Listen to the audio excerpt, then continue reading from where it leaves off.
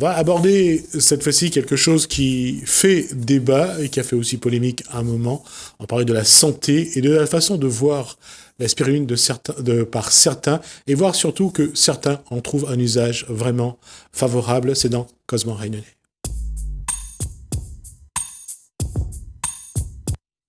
Et quand on dit un avis favorable, alors bonsoir Antoine Franco.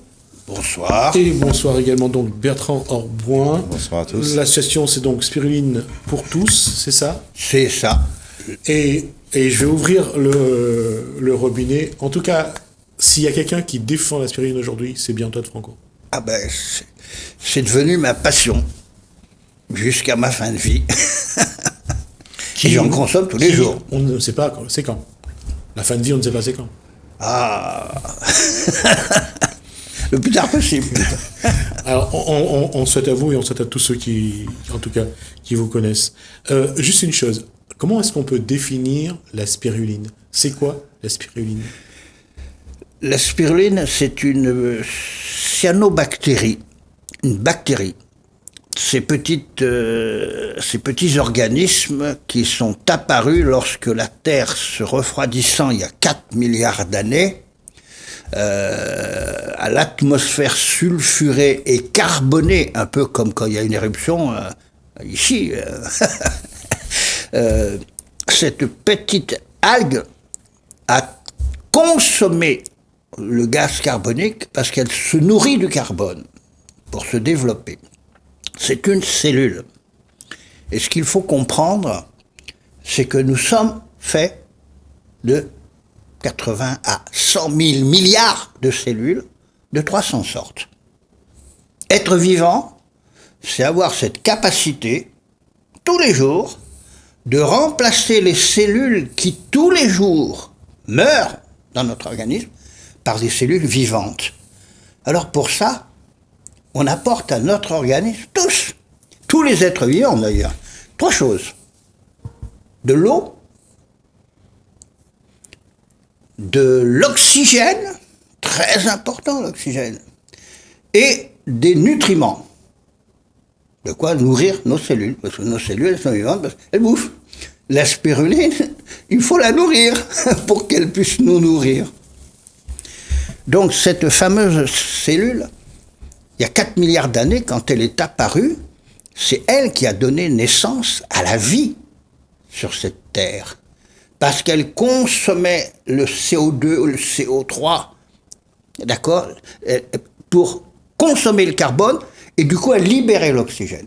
Eh bien, oh chose miraculeuse, en 500 millions d'années, l'atmosphère sulfurée, carbonée, qui ne se prête pas à la vie, a été changée, et ça a donné la place, l'oxygène et l'azote qui étaient favorables à la vie. Ça, c'est la première raison de l'intérêt de la spiruline. La deuxième, c'est ce qu'elle contient. Quand on mange des légumes, quand on mange des fruits, quand on mange des œufs, quand on mange de la viande, c'est pourquoi? C'est pour apporter à nos 100 000 milliards de cellules les nutriments dont elles ont besoin. Nous avons des poumons, oh miracle, et nous avons ce qui s'appelle les globules rouges, qui font circuler dans notre organisme l'oxygène qu'on absorbe, et chaque cellule va récupérer un peu d'oxygène pour le brûler. Comme un moteur à explosion brûle l'essence, comme un réacteur d'avion brûle le kérosène pour dégager de l'énergie. Et nous, on brûle l'oxygène pour pouvoir faire ça. Voilà. Sauf que, malheureusement, il n'y a pas toujours que des effets positifs. Quand nos cellules brûlent l'oxygène, elles font comme quand tu brûles un morceau de papier. Il reste un déchet, la cendre. Alors des fois c'est utile la cendre, mais enfin en règle générale, eh bien pour la spiruline, les cellules, quand elles brûlent l'oxygène pour dégager de l'énergie, elles font un déchet, et ce déchet, on lui a donné un nom. Ce déchet, ça s'appelle les radicaux libres. Et là, les radicaux libres, ce sont des molécules qui, dans notre organisme, parce qu'il leur manque à ces molécules un ion, eh bien, elles vont devenir un peu comme des piranhas dans nos cellules saines, nos 300 sortes de cellules saines, elles vont chercher à leur piquer des ions. Et si tu piques des ions à une cellule, elle ne fonctionnera plus de la même façon. La conséquence, on les connaît, hein, les conséquences des radicaux libres. On en parle de plus en plus. Et souvent, tu en parles. Tu en fais parler. Par des agriculteurs, par des éleveurs, par des scientifiques, Voilà. Les radicaux libres sont la plaie de la santé humaine. Ils sont à l'origine d'Alzheimer, Parkinson, les cancers de toute nature, l'obésité, le surpoids, le diabète 1, le diabète 2. Voilà. Donc aujourd'hui, de plus en plus, s'occuper de la santé des gens, c'est leur faire consommer des produits sains, propices au bon développement de leurs cellules. Et dans les 300 sortes de cellules dont on parle, qu'on sait, qui existent, il y a des cellules un peu particulières qui s'appellent les cellules tueuses. On a dans notre organisme des cellules criminelles qui vont tuer. Elles vont tuer qui? Elles vont tuer quoi? Ben, elles vont tuer les radicaux libres. Ce qui fait que plus on absorbe d'oxygène, plus on apporte de l'énergie à notre organisme. Hein. Si tu accélères avec dans ta voiture, tu donnes plus d'essence au moteur, plus de puissance. C'est pareil pour notre corps. Et donc, ces cellules tueuses, en tuant les radicaux libres, nous diminuent les risques de maladies, de dysfonctionnement de nos cellules qu'entraînent les radicaux libres. Et puis, elles ont un deuxième rôle quand même. Elles tuent les cellules malignes, les cellules cancéreuses. Nous naissons, comme les animaux d'ailleurs, nous naissons avec tous les cancers qui existent. Sauf que notre organisme, il n'est pas con. Il est capable d'agir de telle sorte que les cancers ne se développent pas. Et l'exemple le plus significatif, que j'utilise souvent pour faire comprendre, tu fumes 2-3 cigarettes parce que malheureusement dans ta jeunesse, tu as acquis le vice. Ton organisme sera tout à fait capable d'éliminer la nicotine et le goudron. Donc ça n'aura pas de conséquences trop préjudiciables. Mais si tu fumes un paquet, voire 2 paquets, tu n'auras pas que les doigts jaunes, les dents jaunes. Tu auras aussi, malheureusement, les méfaits de la nicotine et du goudron, dont les cigarettiers se chargent d'en mettre pas mal, hein, quand même. Il faut aider à s'enrichir, hein, parce qu'on vend du tabac. Ça n'enrichit pas que les cigarettiers, hein. Conseil général, je crois, en France, certaines de nos institutions touchent. Il y a ce qu'on appelle des prélèvements sur les prix, et sur le tabac et l'alcool, les ponctions de l'État sont très importantes, plus de 50% pour l'alcool. Ben oui. Alors, d'ailleurs, en ce moment, ça ouvre un débat qui nous intéresse à nous, producteurs de spiruline, parce que cette algue est bénéfique. Seulement, le problème avec cette algue, c'est que on la cultive dans des bassins. Mais elle est apparue sur la Terre avant que l'être humain apparaisse. Elle est à l'origine de la vie, dans l'eau d'abord. Et c'est après, au cours des millions d'années, que la vie est passée sur la Terre. Nous, il n'y a que 200 000 ans que l'être humain, en tant qu'organisme vivant, il est récent, lui. Hein. Antoine Franco, je vais interrompre cette explication. La question, c'est quand on parle de spiruline aujourd'hui, ça devient les gens connaissent. Alors, je vais poser la question à Bertrand Orboin. À quel moment Bertrand Orboin a découvert la spiruline? Alors moi, effectivement, je l'ai découverte il y a pas mal de temps déjà. Je l'ai découverte tout à fait par hasard. Et je me suis mis à en consommer parce qu'effectivement, j'ai vu que... ça fait du bien au corps. Que ça faisait du bien au corps. Je suis un petit sportif, hein, pas un grand sportif. Petit sportif, c'est sûr, pas modeste, nous savons. Mais disons, je pratique des activités sportives, comme tout le monde. Et je me suis rendu compte que parfois, j'avais besoin d'un apport de vitamines pour être bien, pour pouvoir exercer mon activité physique au mieux et pouvoir récupérer au mieux. Et je me suis rendu compte que la spiruline, alors je prenais plusieurs choses, et je me suis rendu compte un jour que la spiruline, je le sentais, je le ressentais, et je le sentais vraiment. Donc j'ai commencé à consommer de la spiruline sous diverses formes. On en trouve sur le marché aujourd'hui sous diverses formes, que ce soit en gélules, que ce soit en paillettes, etc., etc. Et dernièrement, donc, de par la rencontre avec Antoine et de l'association Spiruline pour tous, j'ai découvert cette fameuse spiruline fraîche et 100% naturelle. Et ça m'a interpellé. Donc, j'ai goûté cette spiruline. Alors déjà, pour les gens qui consomment de la spiruline, par exemple en paillettes, c'est un certain goût. C'est pas évident, hein. On met 2-3 cuillères à café dans un verre d'eau et on touille et on attend que ça se dissout et on boit ça. C'est pas très agréable, mais on s'y fait quand on sait que le bienfait que ça peut apporter. Pour le bien du corps. Voilà. Et avec cette spiruline fraîche, l'intérêt, c'est que déjà son conditionnement est quand même assez atypique, c'est-à-dire qu'il ne s'agit pas de prendre des gélules, il ne s'agit pas de touiller, c'est simplement sous forme de gourde, une sorte de compote, de pâte, que vous transvasez tout simplement dans une cuillère, vous avalez ça. En plus, pour la conservation de cette spiruline, Antoine va l'aborder peut-être aussi, c'est qu'on y rajoute du miel bio, pour pouvoir la conserver au mieux. Et c'est très simple d'utilisation et ça a un bon goût. Et ça a des effets, je dirais, en termes de quantité, bien plus importantes. Là, il s'agit de prendre 5 grammes tous les matins d'une cuillère et on a le rendement qu'il faut. Ce qu'il faut savoir, c'est que lorsqu'on prend de la spiruline, que ce soit en gélule ou en paillettes, je dirais que c'est de la spiruline, bien sûr, mais qui sont traitées pour pouvoir la conditionner de cette façon-là. Et c'est là la grande différence, c'est-à-dire que on va consommer de la spiruline en gélule ou en paillettes. Pour la ramener par exemple en paillettes, on va la faire chauffer à basse température pour justement avoir ce conditionnement-là. Mais donc elle est traitée, elle subit un traitement, et à partir de ce moment-là, on a, je dirais que la valeur nutritive essentielle du départ, s'en trouve diminuée parce qu'on l'a traitée.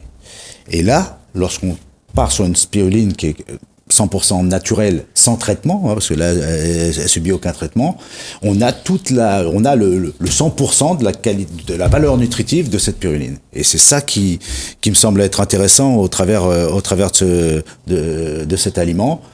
En plus, si je peux me permettre, oui. On est installé à La Réunion, donc elle est cultivée à La Réunion, 100% naturelle. Donc on a une opportunité là de présenter à tous les Réunionnais un aliment de santé assez sympathique, je dirais. Merci Bertrand.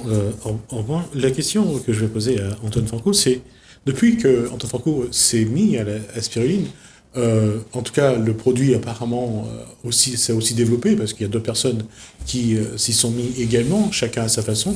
Je ne vais pas rentrer dans ce débat-là, mais en tout cas une chose est sûre, c'est que les gens se sont habitués à prendre la spiruline. Et qu'est-ce qui explique que ça marche ?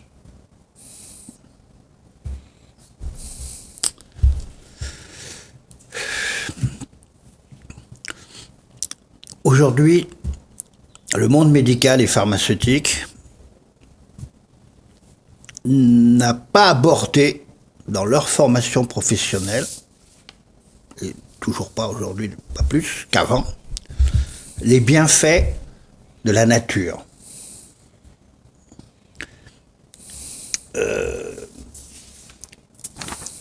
Il y a eu une association qui s'est constituée à La Réunion du fait d'un pharmacien, donc d'un professionnel de la santé qui a fait des études pour ça. Cette association, la Plamédome, je crois que vous l'avez présentée. D'accord. Voilà. Elle a présenté 13 produits, ou 15, je ne sais plus exactement, endémiques à La Réunion, et qui sont préventifs ou curatifs de façon efficace. Tu as reçu des tisaniers ici. Ils n'ont pas manqué, ces gens-là. Et ils sont très importants. D'accord ?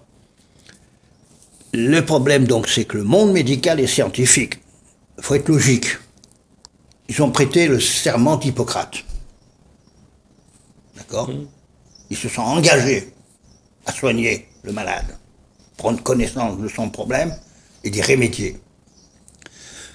Sauf que si les gens ne sont pas malades, il y a un petit problème quand même. S'il n'y avait pas des voitures, tu ne gagnerais pas du pognon à vendre de l'essence ou du gasoil. D'accord ?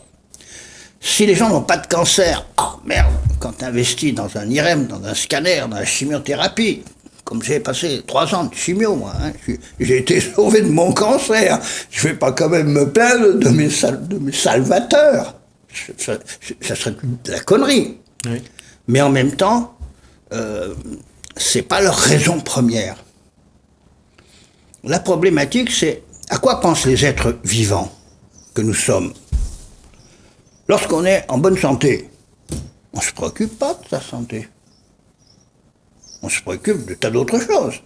Ah, même si à La Réunion on ne peut pas conduire à grande vitesse, il n'y a que quelques routes qui s'y prêtent un peu et contrôlées,